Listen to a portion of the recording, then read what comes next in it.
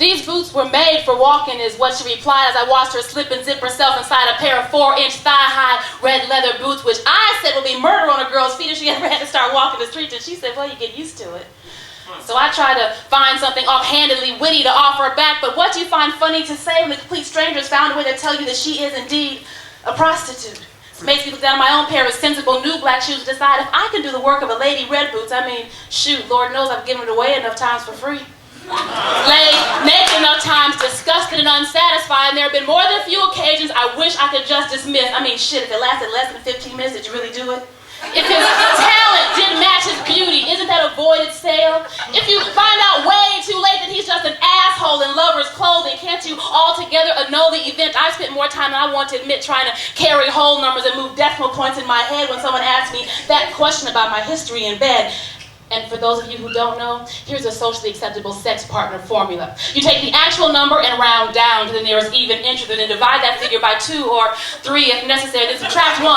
Or just always lie and say 7 if your math and decisions have been as bad as mine. I've wasted too much time trying to rationalize and figure out why this sex thing couldn't be as casual for me as it was for the guys. And by the time I had launched my little revolution, I had grossly polluted the most beautiful and protected regions of my soul.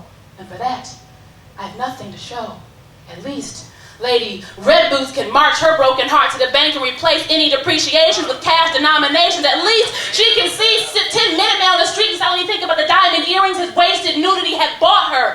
Of course, that's assuming she's the high price class, which is the bracket I'm going to have to be in if I start selling little ass. I mean, there won't be any $20 blowjob, 2-for-1 rim specials or anything around anywhere for any less than 5 bills. I got to get paid for all my skills. I got to be the ultimate escort, fantasy, society-wide CEOs, executives. They're all going to bring their private wet dreams to me, and I'll lay their bedroom burdens across my chest, ingesting their cash with my knees. And finally, I won't have to worry about weeping.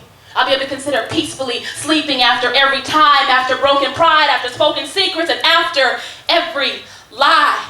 Finally, I'll be able to fuck and be free from those hungry spirits that haunt me, and never mind the protest of my angry feminist sisters, because they will not be there to help me brush away midnight ghosts from morning sun sheets. They're not going to pass any legislation to help me set my soul free. So to hell with their marches. I'm going to start a stroll on my own.